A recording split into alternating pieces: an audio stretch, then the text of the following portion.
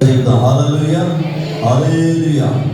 మరి దేవుని యొక్క సేవకులు అశోక్ కుమార్ గారు చక్కనటువంటి క్లుప్త సందేశాన్ని మరి వారు అందించారు. మరి వేమూరు పరిచర్య తరపున, వేమూరు సంఘం తరపున ప్రత్యేకమైనటువంటి వందనాలు వారు తెలియజేస్తూ ఉన్నాం. మరి ఈ సమయంలో దేవుని యొక్క సేవకులు బిషప్ అపోస్తలుడు డాక్టర్ కె ఇమ్మానుయేల్ గారు మన మధ్యలో ఉండడం మనకి ఎంతో ఆశీర్వాదకరం. మరి ఇలాంటి పరిస్థితి, ఉపవాస కూడుకులు ఇంత సడన్గా ఏర్పాటు చేస్తారని అసలు ఊహించలే. అయ్యగారు వస్తున్నట్టు కూడా మాకు తెలియదు. అయ్యగారు రావడం, ఉపవాస కూడుకులు ఏర్పాటు చేయడం, ఇవన్నీ కూడా దేవుని యొక్క కృప, దేవుని యొక్క ప్రణాళిక, దేవుని యొక్క చిత్తం. మరి వేమూరు సంఘం నేను ఎన్నో సందర్భాల్లో ప్రార్థన చేస్తూ బలం పొందుకోవాలి, బలపరచబడాలి, ఆత్మలో, ప్రార్థనలో, వాక్యములో కూడా బలపరచబడాలి అని ప్రార్థన చేస్తూ ఉంటాను ఎన్నో సందర్భాలు. మరి అయ్యగారు కూడా రావాలి, కనీసం ఈ కడవరి దినాల్లో ఇలాంటి సేవకులు ఉండడం, వారి యొక్క వర్తమానాలు మనం వినడం మన జీవితాలకి ఎంతో ఆశీర్వాదకరం. కనుక అయ్యగారు రావడం నేను చాలా సంతోషిస్తున్నాను. మరి ఇంత మంచి సమయాన్ని ప్రభు మనకు అనుగ్రహించినందుకు ప్రభుకి వందనాలు తెలియజేస్తూ ఉన్నాను. మరి ఈ సమయంలో దేవుని యొక్క సేవకులు అయ్యగారు వాక్యాన్ని అందిస్తారు. ఈ సమయాన్ని వారికి అప్పగిస్తూ ఉన్నాను.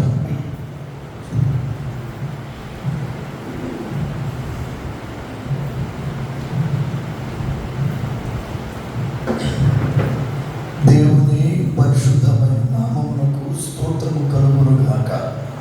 హల్లెలూయా. దేవుని మహాకృపను బట్టి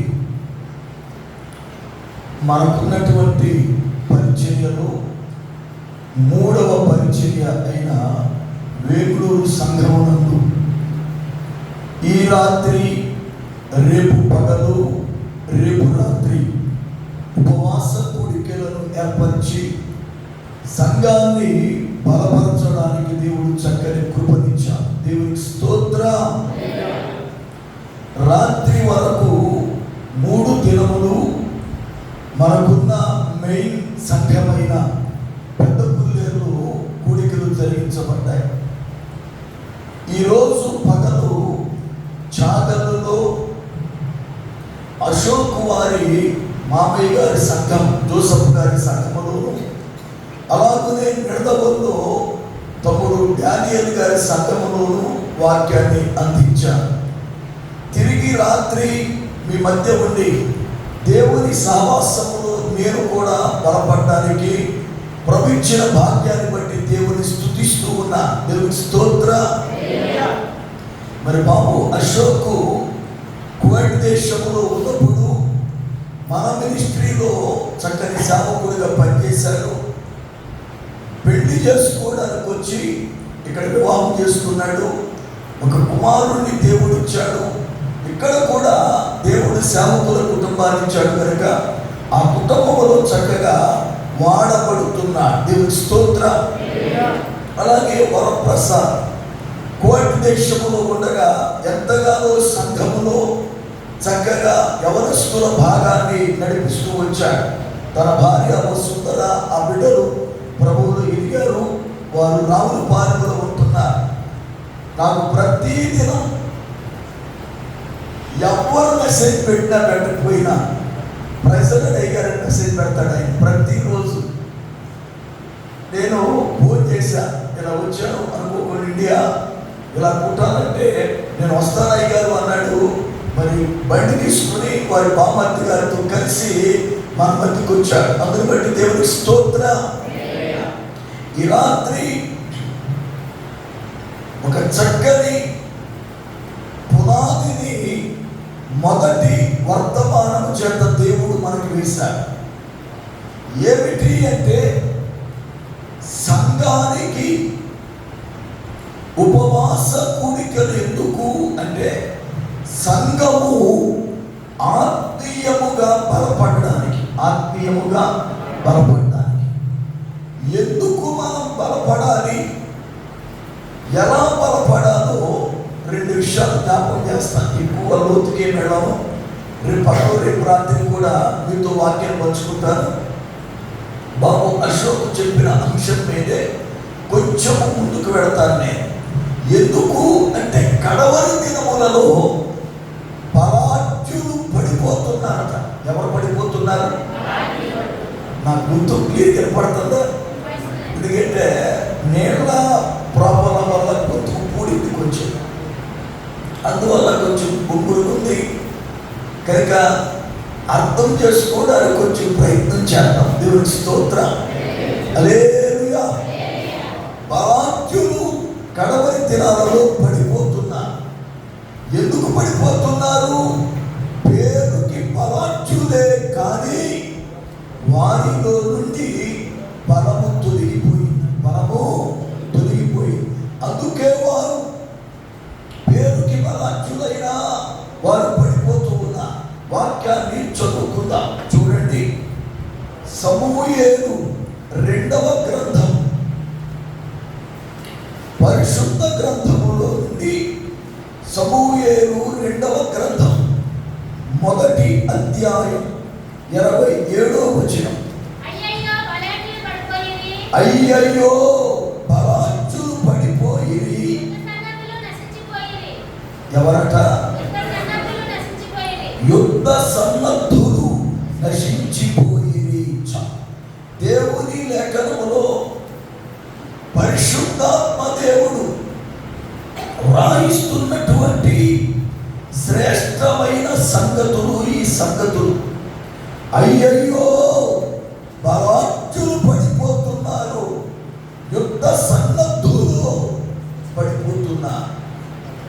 ఎవరి బలాఢ్యులు, ఎవరి యుద్ధ సన్నద్ధులు? మనం ఎలా బలం పొందాలో కొన్ని విషయాలు నేర్చుకుందాం. ప్రార్థన. ఆశ్చర్యకరుడవైన మా పరమ తండ్రి, మీకు వందనాలు స్తోత్రాలు చెల్లిస్తా ఉన్నా. మీ కృపను బట్టి ఇప్పటి వరకు నాకు ముందుగా సేవకు నిలబెట్టి మాతో మాట్లాడినందుకు వందనాలు. ఈ సమయంలో మీ లేఖనము ద్వారా మాతో మాట్లాడి మమ్మలను బలపరచండి. నీ సన్ని తోడుగా ఉంచండి. నాకు ముందుగా చెప్పబడిన వాక్యం నాయన ముందు కొనసాగిస్తుండగా నన్ను వాడుకోనండి. యేసు నామమున ప్రార్థిస్తున్నాను పరమ తండ్రి, ఆమేన్. దేవుని లేఖనంలో సౌలు, యోనాతాను ఇద్దరు కూడా చనిపోయారు అన్న వార్త విన్నాడు దావీదు. ఎప్పుడైతే ఆ మాట విన్నాడో దావీదు ఏడుస్తూ ధనుర్గీతం ఒకటి రాశాడు, పాట రాశాడు. దుఃఖంలో వాళ్ళని జ్ఞాపకం చేసుకుంటూ ఆ యొక్క పాటలో ఈ మాటలు పలుకుతున్నాడు. అయ్యయ్యో బలాఢ్యులు పడిపోయిరి, యుద్ధ సన్నద్ధులు తొట్టిల్లిపోతున్నా. వారు ఏమైపోతున్నారట? వాళ్ళు ఎలాంటి బలాఢ్యులు? ఒక్కసారి చూడండి. సమూయేలు 2వ గ్రంథం 1వ అధ్యాయం 23వ వచనం. సౌలు యోనాతానులు తన బ్రతుకునందు సరస్సులు కాదు, నెలలు గలవారు కాదు ఉన్నారు. మరణమంతైనను వారు ఒకరిని ఒకరు ఎడబాసిన వారు కాదు. వారు పక్షిరాజుల కంటే, ఒడిగలవారు సింహముల కంటే బలము గలవారు. వారు ఎలాంటి వారట? పక్షిరాజు కంటే ఒడిగలిగిన వారు, అలాగే సింహము కంటే బలమైన వారు. వారు అలాంటి వారే బలహీనులై పడిపోయారు. వారు బలాఢ్యులు, యుద్ధ శూరులు వాళ్ళు. అలాంటిది ఎందుకు పడిపోతున్నారు వాళ్ళు?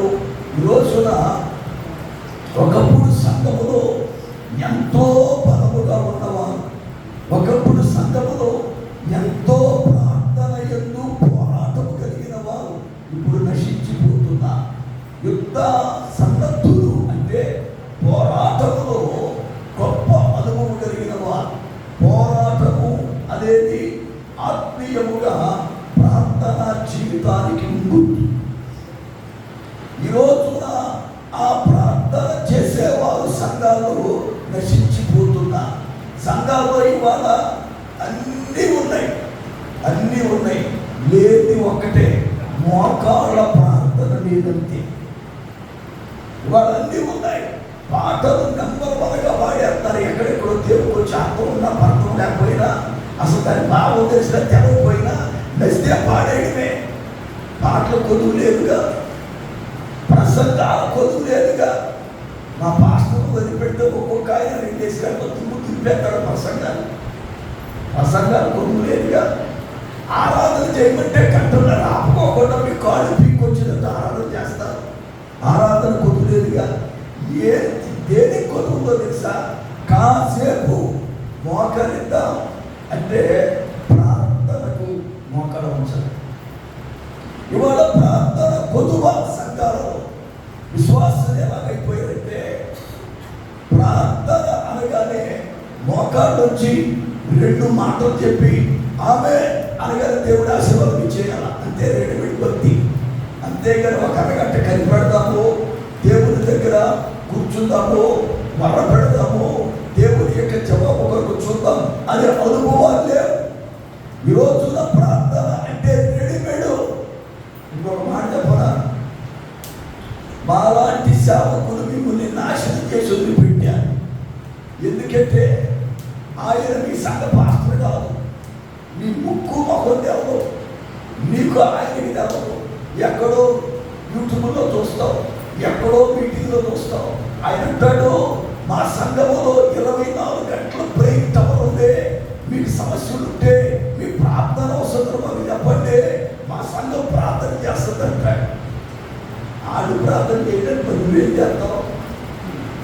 ఇప్పుడు మనం అనుకుంటాను, నేను తిరిగి చేయట్లేదు కనుక నా కొరకు చేసేవాడు ఒక దొరికాడని ఆడికి చెప్తా ఒక విషయాలని. దేవుడు చెప్పాలి కానీ ఆడికి చెప్పడం ఏంటి? ఆడికి చెప్పడం ఏంటంటే, నువ్వు దేవుడికి చెప్పు, మంచిగా తీయడెందుకు నీకు?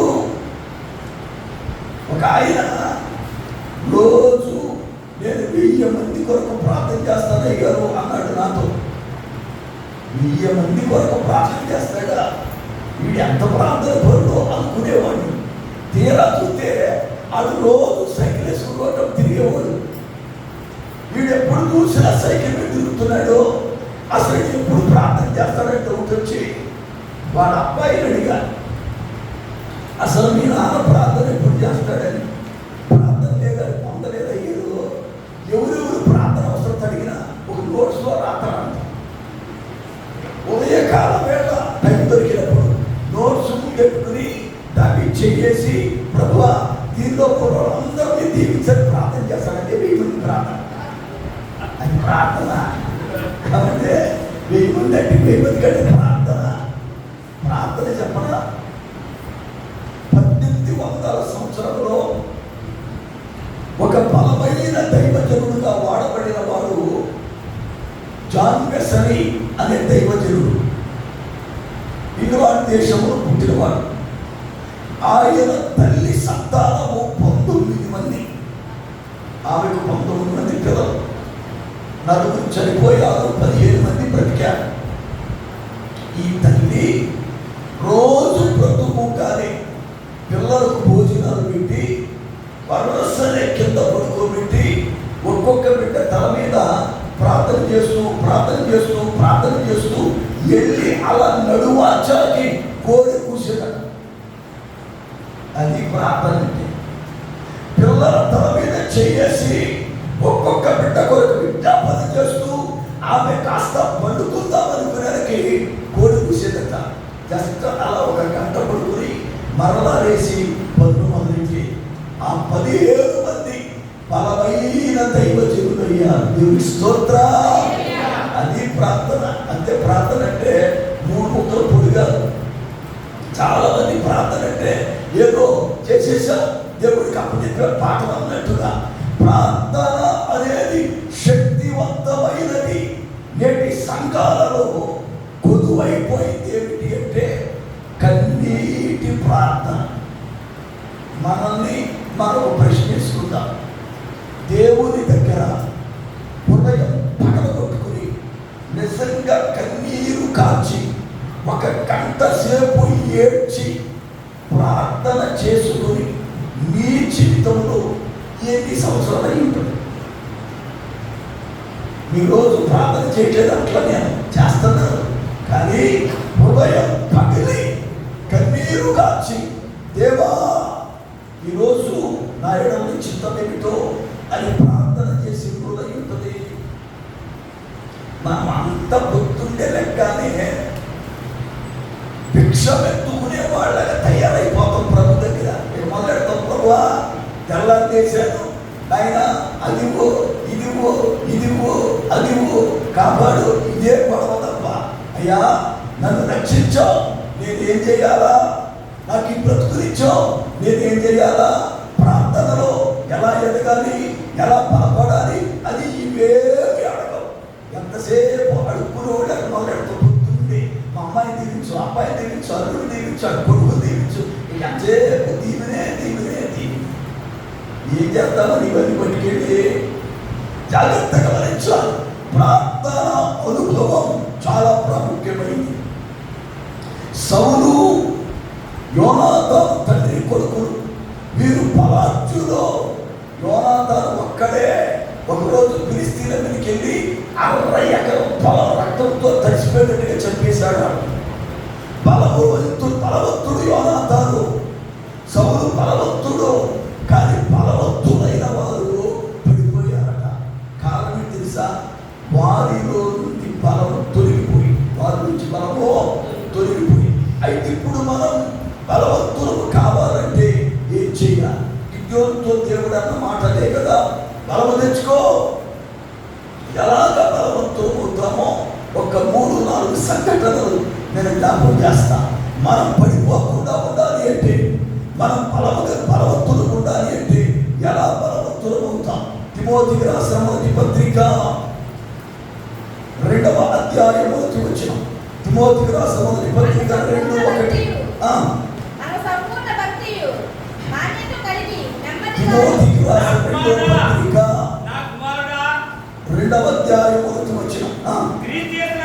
నా కుమారుడా క్రీస్తు యేసునందున్న కృప చేత బలవంతుడవు కమ్ము. స్తోత్ర. అంటే ఒక మనిషి ఇప్పుడు బలం తెచ్చుకోవాలంటే క్రీస్తు యేసునందున్న కృపలో దాగుందట బలం. ఎక్కడ దాగుంది చెప్పండి? ఎక్కడ దాగుంది? దేవుని కృపలో, క్రీస్తు యేసు కృపలో. ఒక మనుష్యుడు ఇప్పుడు బలవంతుడవ్వాలి అంటే క్రీస్తు యేసు కృప ద్వారానే బలవంతుడవ్వాలి. అయితే ఆ కృప ఎలా దొరుకుతుంది? ఆ కృప మనపై ఎలా నిలుస్తుంది? ఆ కృపను ఎలా పొందుకుంటాం? కీర్తన గ్రంథం 103వ కీర్తన 17-18 చరణాలు. కీర్తన గ్రంథం 103వ కీర్తన 17-18 చరణాలు. ఆయన నిబంధనను గైకొనుచు, ఆయన కట్టడలను అనుసరించి నడుచుకొను వారి మీద, యెహోవా యందు భయభక్తులు గల వారి మీద ఆయన కృప యుగ యుగములో. ఎవరి మీదో 3 సంగతులు చెప్పాడు దావీదు. నంబర్ 1, ఆయన నిబంధనను గైకొనే వారి మీద. నంబర్ 2, ఆయన కట్టడలను అనుసరించు వారి మీద. నంబర్ 3, ఆయన యందు భయభక్తులు కలిగిన వారి మీద. వారి మీద కృప ఉంటుంది, వారి మీద కృప ఉంటుంది. కృప ఒక మనిషిని బలపరుస్తుంది. కృప ఒక మనిషిని బలపరుస్తుంది. కృప వల్ల ఆ మనుషుడు బలవంతుడవుతాడు. కృప వల్ల మనుషుడు బలవంతుడవుతాడు. ఈ రోజున నీవు బలవంతుడవ్వాలి అంటే, ఈ రోజున నువ్వు బలం పొందుకోవాలి అంటే నీకు కృప అవసరం. ఆ కృప ఎలా వస్తుంది తెలుసా? దేవుని యందు భయభక్తులు కలిగి ఉంటే. ఆ కృప ఆయన నిబంధనలు గైకుంటే, ఆయన కృప ఆయన కట్టడలను అనుసరించి నడిస్తే ఆ కృప వస్తుంది. అంతే తప్ప ఏంటి కృప కృప కృపని పాటలు పడితే కృప రాదు. అర్థమైందా? చాలా మంది కృప కృప కృపను సకలేకపోతున్నాడు. కృప ఉండదు. కృప ఉండాలి అంటే ఒక మనిషి జీవితంలో కృప పొందుకోవాలి అంటే ఈ 3 పనులు చేయాలి. ఈ 3 పనులు చేయాలి. ఈ 3 చేయకుండా ఏ మనుషుడు కృపను పొందలేడు. కృపని పొందలేడు. కృప మనకి కలగాలంటే ఏం చేస్తే కలుగుతుంది? ఒక మాట చూద్దా. ప్రకటన గ్రంథం 22వ అధ్యాయం ఆఖరి వచనం. ప్రకటన 22 ఆఖరి వచనం. ఎవరికంట చెప్పండి? ఎవరికి తోడుతుంది కృప? మరి ఇంతగా మనం పరిశుద్ధులమేనా? మనలో పరిశుద్ధత ఉందా? పరిశుద్ధత ఉన్నట్టుగా ఏమైనా సరే మనకు కనపడుతుందా? ఏమంటే మనకి మనమే పరిశుద్ధులు మరి పొగుడుకుంటున్నాం అంతే. నా ఎంత నీతిమంతుడు లేడు, నా ఎంత నీతిమంతురాలు లేదని మనకు చెప్పుకున్నాం. కానీ పరిశుద్ధత కలిగి ఉన్నామా? పరిశుద్ధత ఉంటే కృప కలుగుతుంది. 3 కృప ఎలా కలుగుతుంది? ఎవరు కలుగుతుంది? ఓ మాట చూడండి. ఎఫెసీ పత్రిక 6వ అధ్యాయం 24వ వచనం. ఎఫెసీ పత్రిక 6:24. శాశ్వతమైన ప్రేమతో ప్రేమించు వారికి అందరికీ అని. ఇప్పుడు కృప ఎవరు కలుగుతుంది? యేసు ప్రభు వారిని శాశ్వతమైన ప్రేమతో ప్రేమించే వారికి. ఏ ప్రేమతో? కొంతకాలం ప్రేమిస్తాం, బాగానే ఉంటుంది. ఇక తర్వాత ప్రేమ చల్లారిపోతుంది. ఒకసారి నా దగ్గరికి ఒక ఫ్యామిలీ కూడా వచ్చింది. సామాన్యంగా ఏ గొడవ నా దగ్గరికి రావు, ఎందుకంటే గద్దిస్తానని భయం. ఆయన దగ్గరికి వెళ్తాను, అసలు తిడతాడు. ఏదంటే మానేసారి చేసుకుందామని సేవకులు కూడా తొందరపడి నా దగ్గర ఏం చెప్పరు. ఒక ఫ్యామిలీ కూడా వచ్చింది. ఆ కుర్రోడు ఆ అమ్మాయిని ప్రేమించి పెళ్లి చేసుకున్నాడు. ప్రేమించినంతకాలం అసలు ఆ పిల్లలు వదిలిపెట్ట రాత్రులు పడవ ఈ పిల్లల కలలోనే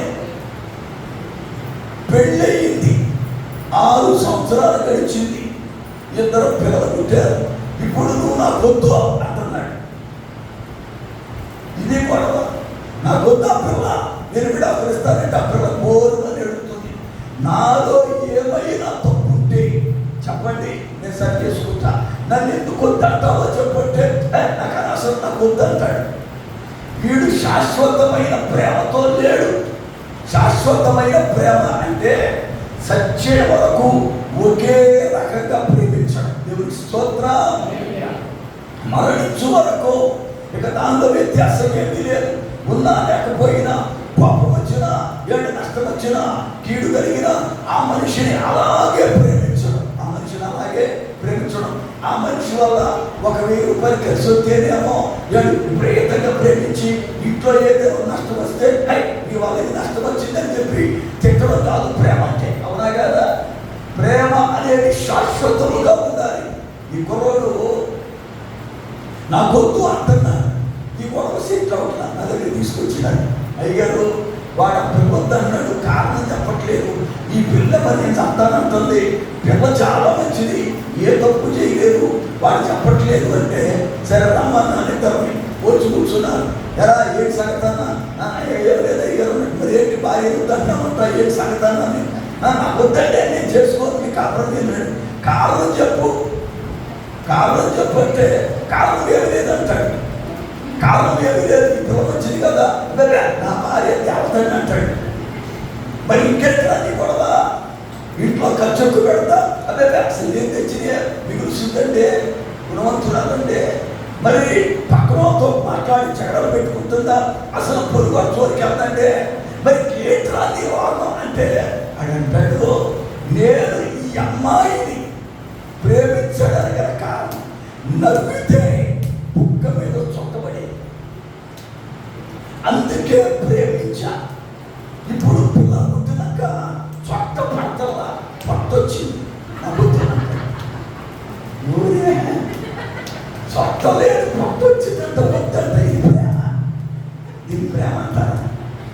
నేను ఒళ్ళు రాలిపోతే ఇంకొకసారి మాట మాట్లాడితే ఇచ్చేసేది ఎక్కువ పిల్లల్ని నువ్వంటే తెలిసేది. పిల్లల తల్లి తర్వాత రక్తాన్ని పాలుగా మార్చి పిల్లలు పెంచితే కానీ ఆరోగ్యరీత్యా పొట్టలాగా సహజంగా చొక్క శాశ్వతం కాదు అబ్బాయి, పొట్టే శాశ్వతం అని చెప్పాను. దేవుడికి స్తోత్రం. హల్లెలూయా. అని చాలా మంది అక్కల కొరకు ప్రేమించేవారే, శాశ్వతముగా ప్రేమించేవారు ఎవరో లేదు. కానీ వాక్యం అంటుంది యేసు క్రీస్తు ప్రభువుని శాశ్వతముగా ప్రేమించే వారికి కృప దొరుకుతుంది. అంటే ఇప్పుడు కృప కావాలంటే ఒకటి శాశ్వతముగా ప్రేమించే అనుభవం ఉండాలి, రెండవది పరిశుద్ధులమై ఉండాలి, మూడవది నిబంధనలు కైకొనే వారమై ఉండాలి, నాలుగవది కట్టడలు అనుసరించే వారమై ఉండాలి, ఐదవది భయభక్తులు కలిగిన వారమై ఉండాలి. అప్పుడు కృప వస్తుంది. ఆ కృప బలహీనులైన మనలను బలపరుస్తుంది. దేవుని స్తోత్రం.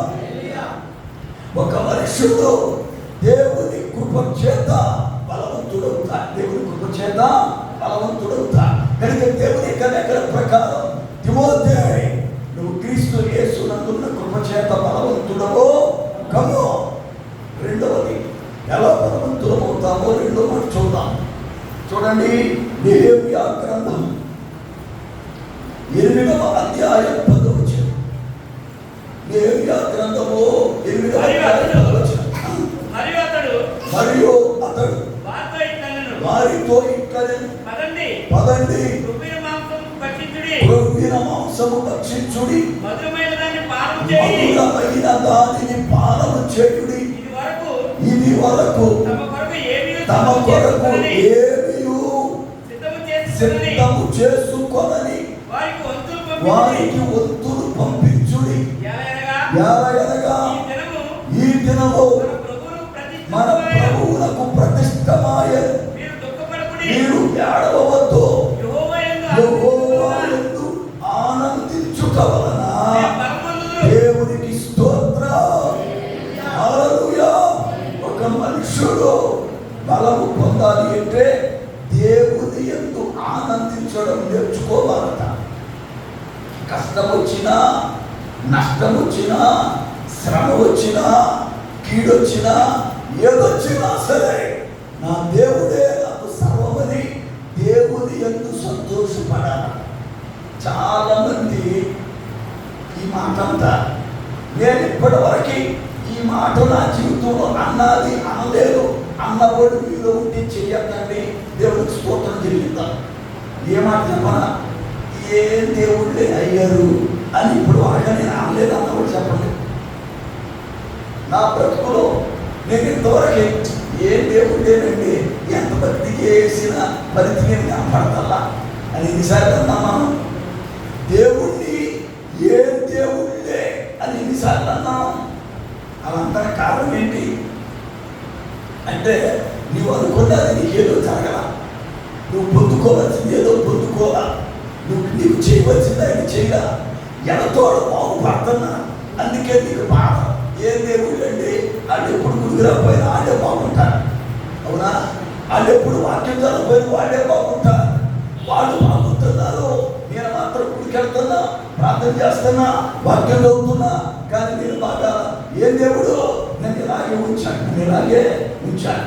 జాగ్రత్తగా గమనించండి. చాలా మంది జీవితాలలో దేవుడు మాకేదో చేయలేదు అని బాధపడతా, కానీ బైబిల్ అంటుంది దేవుని యందు ఆనందిస్తే బలము కలుగుతుంది. స్తోత్రం. చెరసాలలో ఉండి ఎవడైనా సంతోషిస్తాడా చెప్పండి? ఒళ్ళంతా పగిలిపోయింది, చెత్త కొట్టేశా, రక్తం గారిపోతుంది, పైగా కాళ్ళు చేతులు బిగించేసా. ఇప్పుడు ఏడుతారా, పాటలు పాడతారా? పౌలు శీలను చెరసాలలో ఉండి కీర్తనలు పాడారు. ఏం పాడారు? పాటలు ఎప్పుడు వస్తే మనకి సంతోషంగా ఉంటాయి. అవునా కదా? యాకోబు ఏమన్నాడు? మీకు సంతోషం కలిగినప్పుడు కీర్తనలు పాడుడి. ఇప్పుడు చెరసాలలో ఉన్న వాడికి ఏడుపా లేకపోతే సంతోషమా? పౌలు జైల్లో ఉండి పాటలు రాసి పెట్టాడు, ఎల్లప్పుడూ ప్రభువునందు ఆనందించు. జైల్లో ఉన్నవాడు రాసే మాట నీ మాట, ఖైదీగా ఉన్నవాడు చెప్పే మాట నీ మాట. అయ్యా ప్రభు నమ్ముకున్నందుకు నా బతికెలైపోయిందే, మీరు ప్రభుత్వానికి వెళ్ళొద్దు. ఒకరు నమ్ముకుంటే నమ్ముకుంటారు కానీ చాలా సీక్రెట్ ఉండండి. మీరు గుడికి వెళ్ళండి, కామెంట్ వచ్చేయండి. నాకులాగా వేసే దేవుడు ఎవరికి చెప్పొద్దు, చెప్తే పడతాను అనాలా ఏమన్నా. ప్రభువునందు ఎల్లప్పుడూ ఆనందించండి. ఎందుకో తెలుసా? ప్రభువునందు ఆనందించుట వలన నాకు బలము కలిగింది, నాకు బలము కలిగింది. ఈ రోజున ప్రభువునందు ఆనందించే స్వభావం, ప్రభువునందు సంతోషించే స్వభావం మనకి రావాలంటే అసలు ప్రభు ఏమయ్యాడో మనకు అర్థం కావాలి. చిన్న కాపవరం అనే ఊరు ఆకివీడి దగ్గర, అక్కడ జాన్ మోర్లీ అనే సోదరుడు ఉండేవాడు, చనిపోయాడు. ఆయన మేడిది వాడి ఇంటి పేరు, మేడిది జాన్ మోర్లీ. వాళ్ళ నాన్నగారు బాప్టిస్ట్ చర్చిలో సిఆర్గా సంఘాన్ని నడిపేవాడు. అయితే దేవుని మహాకృప, వాళ్ళ ఊళ్ళో స్టువర్ట్పురం సుధాకర్ గారు నేను కలిపి మీటింగ్స్ చేసినప్పుడు ఆ మీటింగులో ఆయన పట్టుబడ్డాడు. ఒక రోజున భీమవరం వస్తున్నాడు అక్క దగ్గరికి. ఉండే దగ్గర బండి స్కిడ్ అయి పడిపోయి కాలు విరిగిపోయి ఆసుపత్రిలో పెట్టాడు. ఆసుపత్రిలో 6 నెలలు ఉన్నాడు. ఆయన ఎప్పుడు ఇంటికాడ కుదురుకోవడం, ఎందుకంటే పశువులు ఉన్నాయి, చెరువులు ఉన్నాయి, ఎప్పుడు తిరుగుతూ ఉండేవాడు. 6 నెలలు అయిన తర్వాత కృతజ్ఞత కూతం పెడతానని అన్నాడు. సరే పెట్టానని పెట్టాము, పాటలు పాడుతాను, ఇక సాక్షి చెబుతున్నాడు, చెప్పానని. ఆయన లేచి నాకు యాక్సిడెంట్ అయ్యింది, దేవునికి స్తోత్రం, ఎంత గొప్ప మేలు చేశాడో దేవుడు అన్నాడు. ఏం అర్థం కదా? యాక్సిడెంట్ అయ్యి 6 నెలలు హాస్పిటల్లో ఉంటే దేవుడు మేలు చేయడం ఏంటయ్యా, పిచ్చాయండి అని అనుకున్నారు అందరూ. కానీ అతను చెప్పిన మాట ఏం తెలుసా? నాకు యాక్సిడెంట్ జరిగింది, ప్రాణమేమి పోదా, కానీ యాక్సిడెంట్ జరగడం వల్ల దేవుడు నా జీవితంలో చేసిన గొప్ప మేలు తెలుసా? ఆసుపత్రికి తీసుకెళ్ళారు. ఆ రక్తం చాలా పోయింది, రక్తం ఎక్కించాలన్నా. అప్పుడు అసలు ఈయన రక్తం ఎక్కువ టెస్ట్ చేయడానికి నా రక్తం టెస్ట్ చేస్తే అప్పటికి నాకు క్యాన్సర్ అటాక్ అయ్యే సూచనలు దగ్గర పడ్డాయి. రక్తంలో ఎర్ర కణాలు తగ్గాయి, తెల్ల కణాలు పెరుగుతుంది. వెంటనే వాడు, అయ్యా మీ రక్తంలో ఎర్ర కణాలు తగ్గాయి, ముందు రక్తాన్ని ఇంప్రూవ్ చేయాలని దాని కొరకై నాకు ట్రీట్మెంట్ చేశారు. అది గొప్ప మేలు కదా.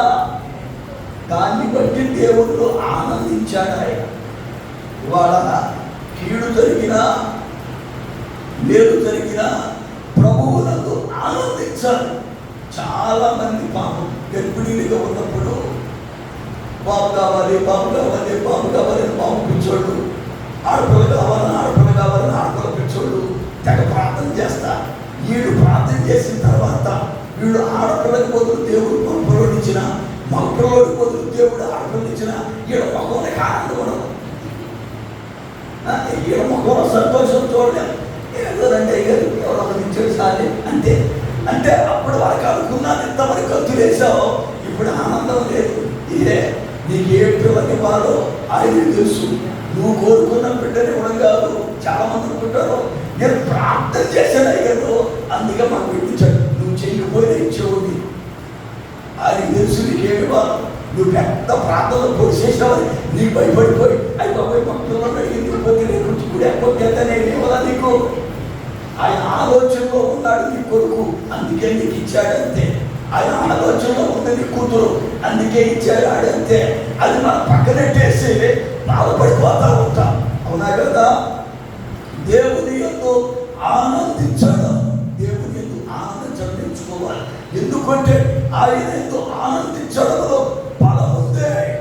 శ్రమలైన, శోధనలైన, ఇబ్బందులైన, కష్టమైన, శ్రమైన, కీడైన ఏదైనా జరగది దేవుడు నా మేలు కొరకే చేశాడు. దేవుని స్తోత్రం. నీ కీడు జరిగిందా? జరగని. ఎందుకో తెలుసా? ఎప్పుడైతే నిన్ను తన రక్తం చేత కొనుక్కొని తన బిడ్డగా చేసుకున్నాడో నీ బాగోగులు ఆయనకి తెలుసు. ఆయన తెలవదా? యాకోబుని తల్లి గర్భములోనే ఏర్పరచుకున్నాడు. అవునా కదా? యాకోబు తొందరపాటుతనం ఎక్కువ. యాకోబుకి నేను ముందెళ్ళిపోవాలి ఆమె కడుపులోంచి, నేను ముందెళ్ళిపోవాలి ఆమె కడుపులోంచి అని ఆ అన్నయ్య కాలట్లు రావడం మొదలెట్టాడు. దేవుడు అన్నాడు, రే నువ్వు బాగా చిన్నోడికి ఆశీర్వాదం నీ అమ్మతో చెప్పా, నువ్వు ముందు పరిగెత్తి ఎందుకురా పోగొట్టుకుంటావు దాన్ని, నువ్వు బాగా అది యాకోబుని ఆపి చిన్నోడిగా బయట తీసుకొచ్చాడు. అయితే యాకోబు ఆశీర్వదించబడతాడన్న సంగతి దేవుడికి తెలుసు. ఇప్పుడు అదే యాకోబు ఆశీర్వదించయ్యా అని ప్రార్థన చేస్తే తుట్టిన కొట్టేశాడు. అలాగా ఆశీర్వాదం కావాలంటే ఇప్పుడు దేవుడు ఏం చేయాలా? ఆశీర్వాదం కావాలంటే దేవుడు ఏం చేయాలా? యాకోబుని ఆశీర్వదించి నువ్వేం కోరుకుంటే సరిపోతానా అని అలా లాగి కొడితే తుట్టు సరిపోయింది. ఎందుకు? యాకోబు కుంటోడవ్వాలి. అయితే ఆ కుంటితనంలో ఉన్న ఆశీర్వాదం యాకోబుకి తెలవదు, ఆయనకి తెలుసు. మనం చాలాసార్లు అప్పుడప్పుడు కాళ్ళు ఎరగొడతా ఉంటాడు. ఎందుకు ఎరగొడతాడో నీకు తెలవదు. నువ్వు అనుకుంటే నేను బాగా ఉన్నాను అయ్యారు, ఎందుకో ఇరిగిపోయి ఎందుకు ఇరిగింది ఆయన తెలుసు. ఆ ఇరిగిన దానిలో దాచి ఉంచుతాడు ఆశీర్వాదం. దేవునికి స్తోత్రం. ఆయన మన జీవితంలో ఏ కార్యం చేసినా దానిలో ఒక మేలు ఉంటుంది. ఎందుకో తెలుసా? మనమైన పిల్లలం ఏమండి, మనకి సాధారణుడు కీడు తలపెట్టడానికి ఆయనకి ధైర్యం ఉందా? దేవుడి సెలవుకపోతే ఏ బలహీనత మనం తాకలేదు. ఎందుకో తెలుసా? యోగ విషయంలో సాతాడంటాడు, నా సేవకుడిని యోగం చూశానంటే అమ్మదంటాడు, చూశాను ఆయన చుట్టూ కంచేసావుగా అందుకే బాగున్నాడు, నువ్వు కంచిది నేను గాయపరుస్తా అప్పుడు చూడన్నాడు. ఇప్పుడు దేవుడు సరే చూడు అని కంచెని తీస్తేనే కానీ ముట్టుకోలేకపోయాడు. క్రీస్తు రక్తం చేత కడగబడిన నిన్ను అపవాది తాకాలి అంటే దేవుడి పర్మిషన్ కావాలి, దేవుడి అనుమతి కావాలి. అంతే తప్ప నువ్వేదో తప్పు చేసేవాడికి కీడు జరగల, దేవుడు అనుమతితో జరుగుతుంది. గుర్తుపెట్టుకోవాలా? ఎందుకంటే నీ కీడు వెనుక మేలుంది, నీ గాయము వెనుక ఆశీర్వాదం ఉంది. దాని యందు నీవు ఆనందించడం నేర్చుకోవాలి. దేవుని స్తోత్రం. ఒక 10 సంవత్సరాల క్రితం నేను చిన్న గరువు అని మీ ఊరు మీటింగ్కి వెళ్ళా. నాతో ప్రసాద్ అనే కుర్రోడు కీబోర్డు వాయించాము. రాత్రి 12:30 అయిపోయింది. భీమవరం వస్తున్నాం. గురుపుడు వచ్చిన దగ్గర ఆపారు మమ్మల్ని పోలీసులు. అర్ధరాత్రికి వస్తున్నారు ఎక్కడి నుంచి అంటే మేము మీటింగ్కి వెళ్ళి వస్తున్నాం. మీటింగ్కి వెళ్ళి వచ్చినా ఎక్కడికి వెళ్ళి వచ్చినా మా ఎస్ఐ గారు వచ్చేవాడు ఎప్పుడు పెట్టవుతున్నాడు, మీరు నిలబడి అన్నాడు. ఎస్ఐ ఎప్పుడు వస్తాడంటే తెల్లం వస్తాడు. మొత్తానికి సెకండ్ షోకి వెళ్ళి బయటకు వచ్చిన ఒక 25 మంది నిలబెట్టేసి గురుపూడి నుండి ఒక 3-4 కిలోమీటర్ల పోలీస్ స్టేషన్ తాలూకా ఆఫీస్కి నడిపించుకొచ్చారు మమ్మల్ని. రాత్రి బడిలో సరే ఉండిపోయింది ఎక్కడైనా. ఇక రాత్రి జైల్లో పెట్టారు. శనివారం అది తెల్లారి ఆదివారం ఆదివారంకి వెళ్ళాలి నేను. ఎస్ఐ వాడు ఇప్పుడు వస్తాడో తెలవదు. ఆ జైల్లో పెడితే ఏంటి ప్రభా ఈ పని చేసావు, చావ చేతిదే న్యాయమా అని నేనే మాట్లాడాల. 25 సంవత్సరాల క్రితం జైల్లో ఉన్నప్పుడు రాసే ఆ పాట, ఆనందమే ఆనందమే యేసుతో జీవితము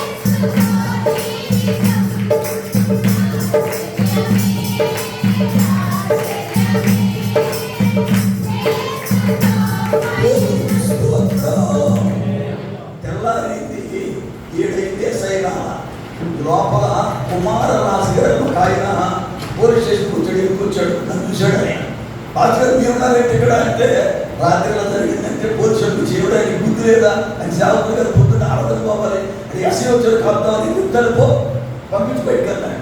అప్పుడు ఆ మాటని పోలీసులు పంపించాడు. తర్వాత ఎస్ఐ 8 గంటలకు వచ్చాడు, 9 గంటలకు వచ్చాడు.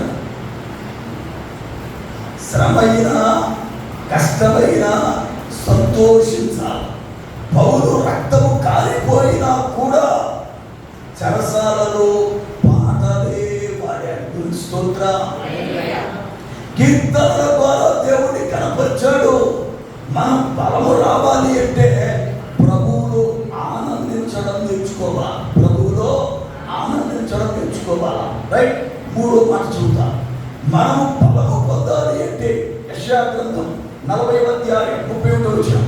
యెషయా గ్రంథం 40:31.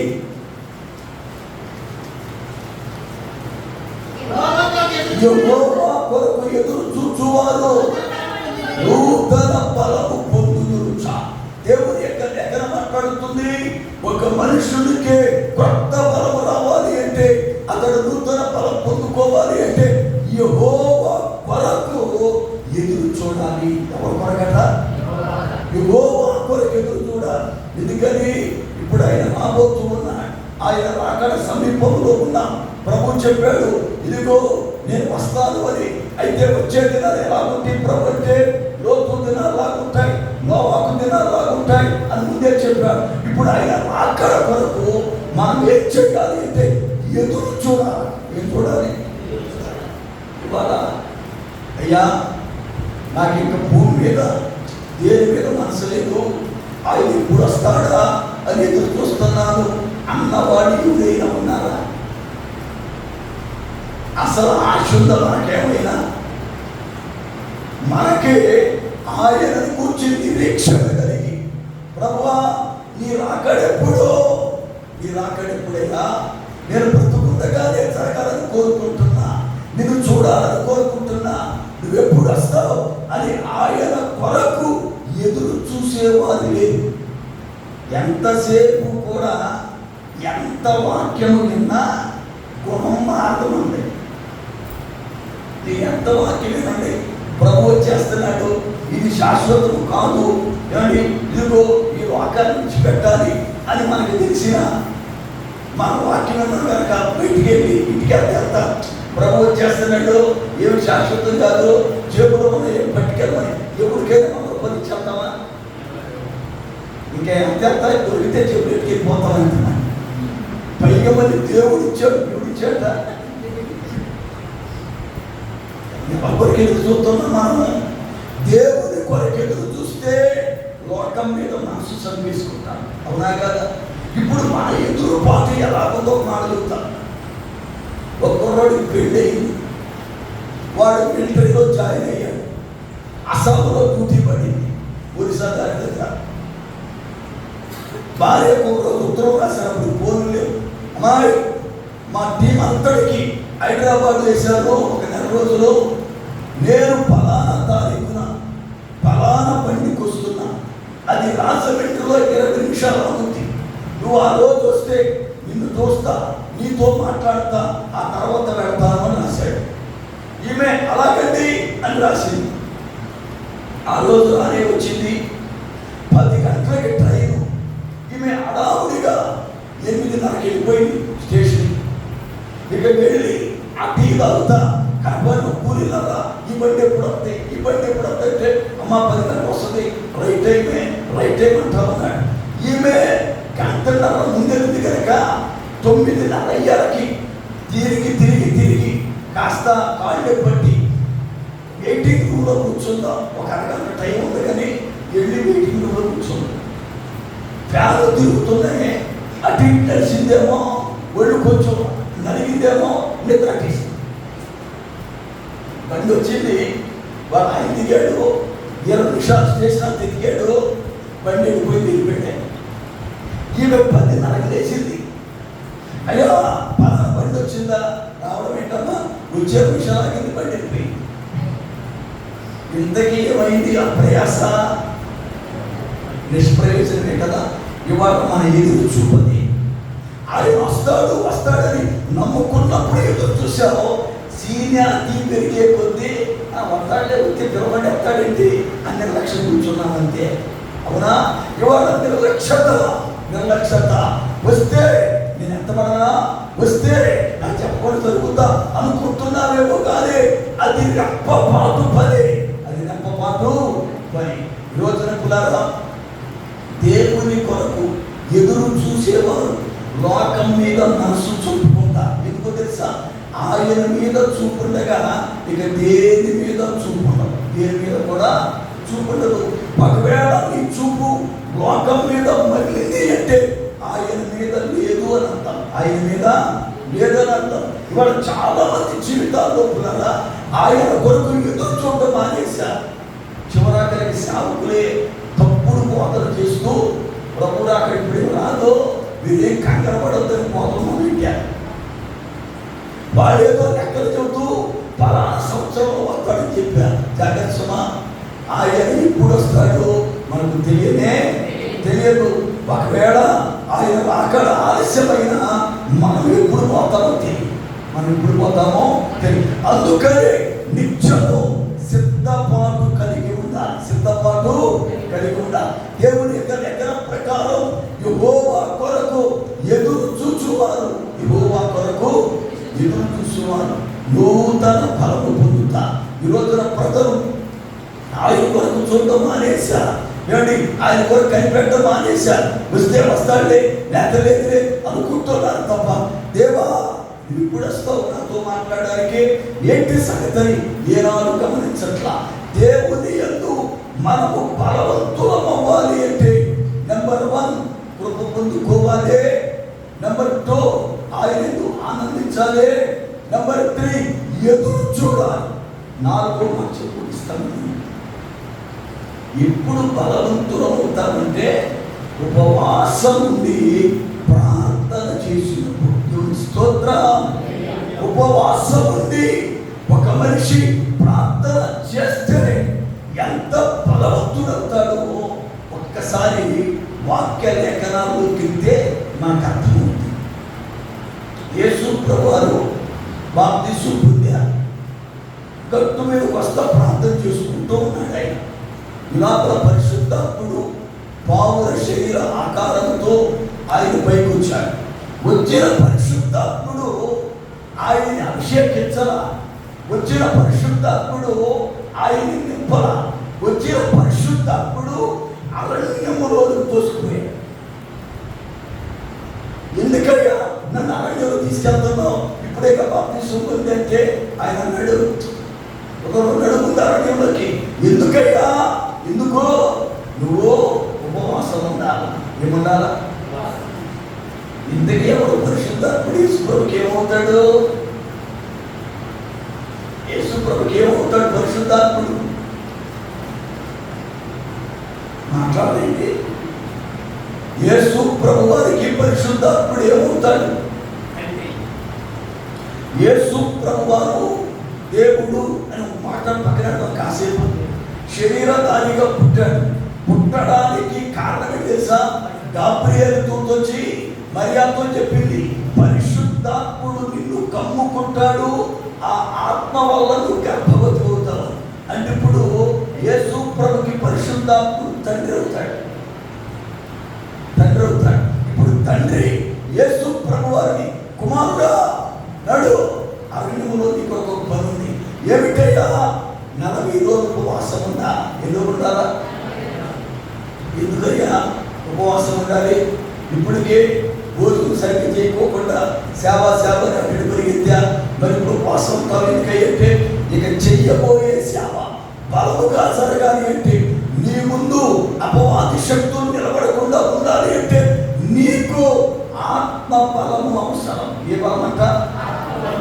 శరీర బలం కాదు, శరీర బలం కాదు, నీకు ఆత్మ బలం అవసరం. ఆత్మ బలము కావాలి అంటే నువ్వు ఉపవాసం ఉండాలి. ఉపవాసం ఉండి 40 రోజుల తర్వాత ఆయన బయటకు వస్తే మనిషి నీరసమైపోయాడు, చిక్కి శల్యమైపోయాడు. అపవాది బాణాలు వేయడం మొదలెట్టాడు. అక్కడ తుందిగా రొట్టెలు చేస్తున్నావు, బాణాలేశారు. కానీ పులారా యేసయ్య శరీరధారిగా బలహీనుడయ్యాడు, కానీ ఆత్మలో ఏమయ్యాడు చూడండి. లూకా సువార్త 4వ అధ్యాయం 14వ వచనం. లూకా సువార్త 4:14. అప్పుడు యేసు ఆత్మ బలముతో. ఇప్పుడు 40 రోజులు ఉపవాసమైన తాళ ఇప్పుడు చెప్పండి. అంటే ఒక మనుషుడు బలవంతుడవ్వాలి అంటే ఉపవాస ప్రార్థన. ఉపవాస ప్రార్థన వల్ల యేసు ప్రభువారు ఆత్మలో బలవంతుడయ్యాడు. మనము కూడా ఆత్మలో బలవంతులమవ్వాలి. ఏమవ్వాలా? ఎందుకు అవ్వాలో ఒక మాట చెబుతా, బాగా గుర్తుపెట్టుకోండి. అందరూ చచ్చిపోతారు, భూమి మీద అందరూ కూడా మరణిస్తారు. మరణము నాకు లేదు అన్నవారు ఎవరు లేరు. అయితే అందరూ చనిపోతారు, కానీ కొందరి మరణం ఒకలాగా, కొందరి మరణం ఇంకొకలాగా ఉంటుంది. ఎలా ఉంటుందో చెబుతాను.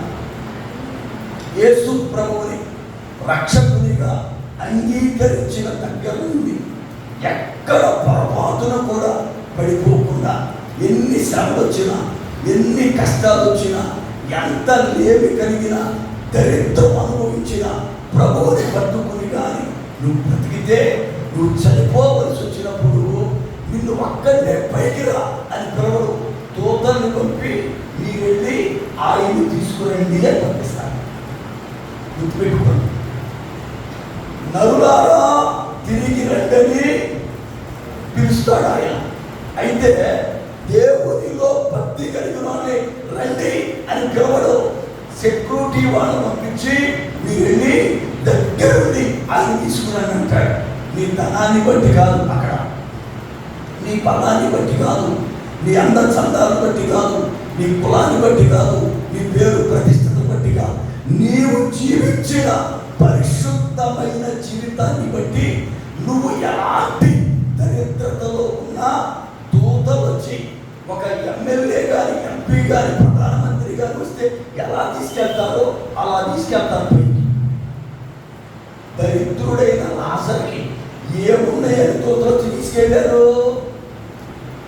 ఏముంది? దేవుడు కోరుకొనిన పరిశుద్ధత. దేవుడు కోరుకొనిన పరిశుద్ధత ఉంది ఆ లాజరుకి. దేహంలో కురుపులు ఉండొచ్చు, ఆత్మలో కురుపులు లేవు.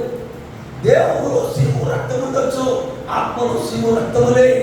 దేహము కులాగా ఇడుగు దరిద్రతగా ఉండొచ్చు, కానీ ఆత్మలో సుందరుడు, ఆత్మలో సుందరుడు. దూతలు వచ్చే పట్టుకుని వెళ్ళారు. ఈ మరణం అద్భుతమైన మరణం. ఎందుకు తన భక్తులు చనిపోయినప్పుడు దూతలు పంపించి తీసుకెళ్తాడు? కారణం చెప్పనా? మనం చనిపోయిన తర్వాత దేవుడి యొక్కకు వెళ్ళాలి అంటే వాయుమండలాన్ని దాటాలి. ఏ మండలాన్ని? ఇప్పుడు వాయుమండలంలో ఎవరు కాపురం ఉన్నారు?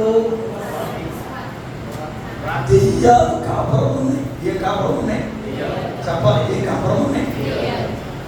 చాలా మంది ఏమనుకుంటారంటే రోడ్డు మీద మురుపుల దగ్గర చెట్టు చెట్టు మీద దెయ్యాలు ఉంటా ఉంటాయి, పాడైపోయి ఇళ్లలో దెయ్యాలు ఉంటా ఉంటాయి, శ్మశానాల్లో దెయ్యాలు ఉంటాయి అనుకుంటారు. అవి అంత చీపే కాదు, మీకులాగా నాకులాగా. అది చాలా రిచి. వాళ్ళు ఒక బ్యాచ్ అది. ఎందుకుంటే పాడైపోయిన ఆటల్లో ఏమంటే వాళ్ళు పాడైపోయిన ఆటలో ఉంటాయా? ఆకాశంలో కాపురం ఎక్కడ పెట్టి ఆకలైనప్పుడు వచ్చి ఎంత ఉంది అంటే కిందకి అప్పుడప్పుడు అంతవరకు వచ్చేటట్టుగా కొత్తలు అంతే తప్ప ఇక్కడ ఉండవని ఆకాశంలో ఉంటాయి. ఇప్పుడు ఒక మనుష్యుడు వెళ్తున్నప్పుడు ఇవి ఆపేస్తాయి, ఇవి ఏం చేస్తాయి? ఆపేస్తాయి. అందుకనే దేవుడు ఏం చేస్తాడు తెలుసా? నా కుమారుడు భక్తి గలవాడు ఇవి ఆపేస్తే కనుక అవి ఆపకుండా మీరెళ్ళి దగ్గరుండి తీసుకురండి, దగ్గరుండి తీసుకురండి. ఇది ఒక టైప్ మరణం. మరణిస్తే అలాగా మరణించేటట్టు కోరుకోవాలి. అర్థమైందా? దూతలు వచ్చి తీసుకెళ్ళి చావు కోరుకోవాలి. రెండోది ప్రభు పిలుస్తాడు, రండి నీ కాలమైంది. వీళ్ళే ఎవడు ఎనక ముందు ఎక్కడ ఒకటి తయ్యలు కొట్టి వెళ్తా ఉంటాడు. వెళ్తుండగా వాడు ఆపేస్తాడు. ఎక్కడ పరిగెడతాను నువ్వు అని. అది ఎక్కడ పరిగెత్తడం ఏంటి? నేను గుడికేదని తెలుసా? మన గుడిలో కాలుకి ఇచ్చేది తెలుసా? పాటలు పాడేది తెలుసా, వాద్యాలు తెలుసా? నోరు మూసుకోగానే విషయం చెప్పు. యేసుప్రభు దగ్గరికి వెళ్తున్నా, యేసుప్రభు దగ్గరికి వెళ్తున్నావా? రైట్, వెళ్ళాలంటే నీకు ఆత్మబలం కావాలిగా. నన్ను గెలిచి నువ్వు వెళ్ళాడు. ఇప్పుడు మనతో పోరాటం ఆకాశంలో. ఎంత పోరాటం అంటే, ఒక దూత ఒక రాత్రి యుద్ధము చేస్తే 185,000 మందిని చంపుద్ది. అలాంటి దూతని వాడు 21 రోజు ఆపేశాడు ఆకాశంలో. 185,000 మందిని చంపే దేవుని దూతని 21 రోజు ఆపితే నిన్ను ఎల్లెత్తాడా? ఎన్ని సంవత్సరాలైనా అంటే ఇప్పుడు వాడిని గెలిచేవాలంటే నీకు ఎంత బలం ఉండాలి ఆత్మలో అని. అంతరంగ పురుషుడు ఎంత బలవంతుడవ్వాలి. ఆ బలం కొరకే ఈ ఉపవాస పూట. దేవుని స్తోత్ర. అది మనకు అర్థం కాక ఏవేవో చేసుకున్నాం ప్రార్థన అంతే. ఉపవాస కూటాలు ఎందుకంటే అంతరంగ పురుషుడు బలవంతుడవ్వాలి. కారణం కడవరి దినాలలో బలాత్తులు పడిపోతున్నారు. బలాత్తులు పడకుండా వారు బలవంతులుగా సాగిపోవాలి అంటే ఉపవాస ప్రార్థన అవసరం. దేవుని స్తోత్రం. ఒక మనిషి ఉపవాసం ఉంటే శరీరం బలహీనం అవ్వచ్చు, కానీ ఆత్మ దిన అభివృద్ధి చెందుతాడు. ఆత్మలో అతడు బలవంతుడవుతాడు. అందుకనే వేముడు సంఘం బలపరచబడాలని దేవుని సేవకునిగా, మీ ఆత్మీయ తండ్రిగా ఉన్న సమయంలోనే 2 రోజులైనా కూడికలు పెట్టి బలపరచాలని ఈ డేటును ఏర్పాటు చేశాం. దేవుని స్తోత్రం. వాక్యం వింటున్న మనం ఆత్మలో బలపడాలి. ఎందుకంటే మన ముందు పోరాటం ఉంది. యుద్ధ సన్నద్ధులు నశించిపోయారు. ఒకప్పుడు మనలో పోరాటం చేసిన ప్రార్థన వీరుడు పడిపోయాడు. ప్రార్థన వీరుడు చనిపోయాడు. తిరిగి మనలో ప్రార్థన జీవితం పుట్టాలి. తిరిగి మనలో ప్రార్థన బలం తయారవ్వాలి. తిరిగి మనలో బలం సమకూర్చబడాలి. దావీదు అంటాడు, అయ్యయ్యో బలాజ్యులు పడిపోయారు. ఉపవాస ప్రార్థన యొక్క ప్రయోజనం ఏమిటి అంటే, బలహీనమైన నీ అంతరంగ పురుషుడు బలవంతుడుగా మారతాడు. అట్టి రీతిగా చెందుటకై ప్రభువు కృప మనకి తోడైండును కాక. ప్రార్థన చేసుకుని తల వంచండి. ప్రార్థన చేసుకుందాం. ఈ రాత్రి కాలం వేళ దేవుని వాక్యము చేత బలహీనుడైన సేవకుని మరుగుపరిచే దేవుడు తన వాక్యము చేత మనతో మాట్లాడాడు. విన్న వాక్యాన్ని